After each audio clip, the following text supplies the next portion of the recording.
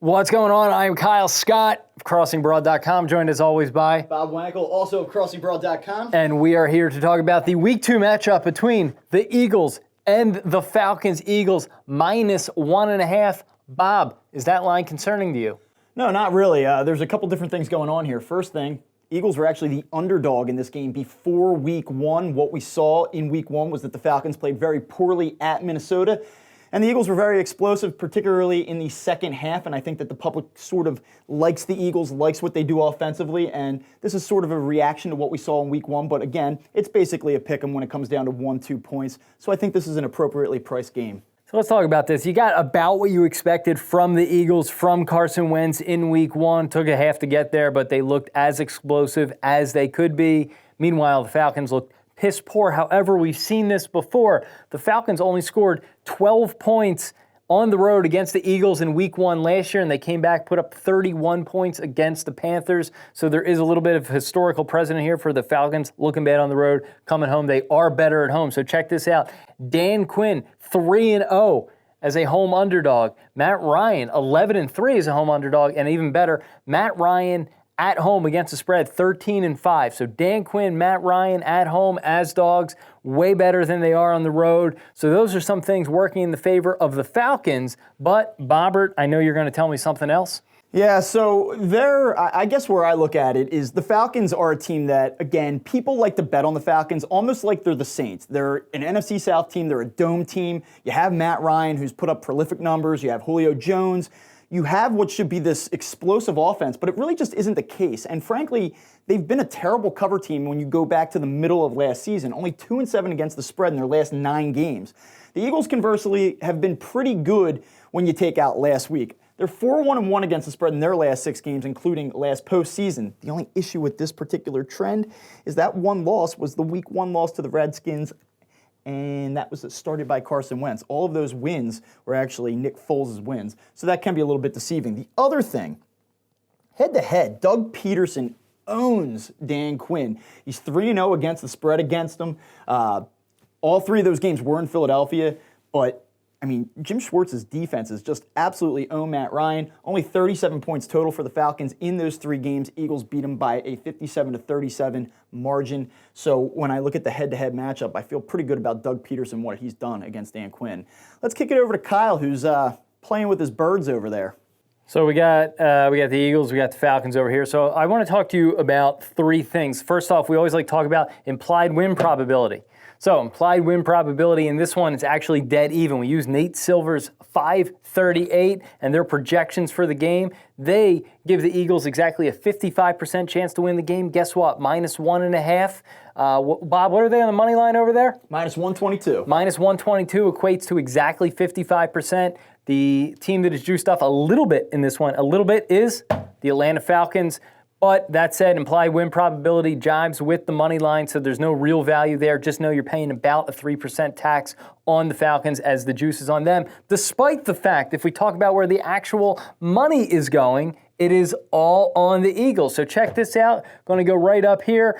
Eagles, 90% of the money line money is on the Birds. 85% of the spread money. Both of those are from DraftKings Sportsbook. At National Reporting Sportsbooks, 78% of the money is on the Eagles. So ton of money on the Eagles. Goes to what Bob said, line plus money over the summer, even money on Sunday. Now we're into minus money on the Eagles. That's because everyone is betting on the Birds, but still a tax on the Falcons. Last thing we want to talk about is the total. So we have 2 kind of head-to-head trends here, like our 2 Birds over here. First up, Doug Peterson, only 3 times as a total closed as over 50 points as it is in this one. However, only 3 times Doug Peterson gone over the total when it was 50 points or more. However, Doug Peterson teams on the road, 18-9. The over is 18-9.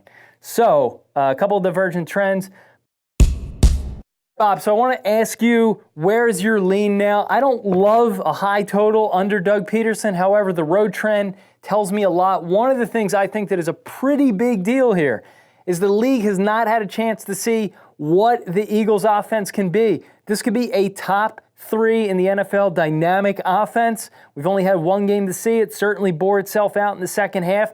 We've now seen what maybe Wentz can do with someone who could take the top off the defense, playing on a fast track in Atlanta. This could be a high-scoring game. I think we might look back at this and say, wow, this is one of those games that should have been 55-plus given what we now know about the Eagles. So do you think this total is actually a little bit lower than it should be, given the fact that there's some uncertainties and the Eagles look like they could have a Chiefs/Rams type of offense, which, by the way, hasn't struggled too much over the years under Doug Peterson to put up points on the road? Yeah, I mean, I agree with you. I think that this is an offense that can average 30 points a game. I really do believe that that's what they're going to be when this is all said and done. And that being said, I have concerns about the Eagles' pass rush. If anything, if you want to get into the faults of what they had in Week 1, they didn't do a good job of getting to Case Keenum. And I wonder what they're going to do down now Malik Jackson in this game. So I think that that's problematic.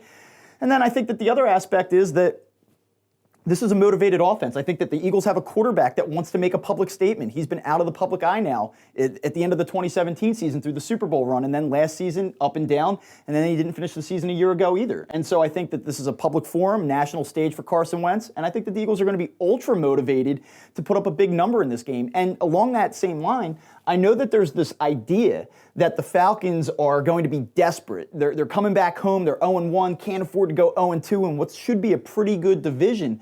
But the Eagles should be ultra motivated too. I mean, and for a few different reasons. Number one, they had to go on the road at New Orleans last year, and that's, I think, the main primary controlling reason that they were knocked out of the playoffs. They know they need home field. They know how much it helped them in 2017. So they should be motivated too, and I think that they'll want to make a statement that they're one of the NFL's elite teams on Sunday night, and they have an opportunity to do it. All right, so what's your call? Well, you know, I respect what Dan Quinn's teams have done as a home underdog. I respect what Matt Ryan has done in September at home. And I get all that. There are just a couple things that I keep coming back to, and let's look at them real quick here. The Eagles are 8-2 against the spread under Doug Peterson when the spread is anywhere between the Eagles being a 2-point underdog to a 2-point favorite. That's outstanding. And to go a little deeper on that, they're 4-1 against the spread on the road under Doug Peterson when favored between 2 points. And then again, on the other side of it, as to a 2-point underdog. Also, Doug Peterson's teams are 9-5 against the spread in primetime games. I use all of those things and combine them with the fact that Dan Quinn's teams are only 6-13 against the spread when the total closes at 50 or more. That means when you have these high-scoring contests, or what are supposed to be high-scoring contests, Dan Quinn's teams do not cover. And so I'll use that as the tiebreaker. I think the Eagles are more explosive, they're the more complete team, and they have the better head coach. So I'm taking the Eagles.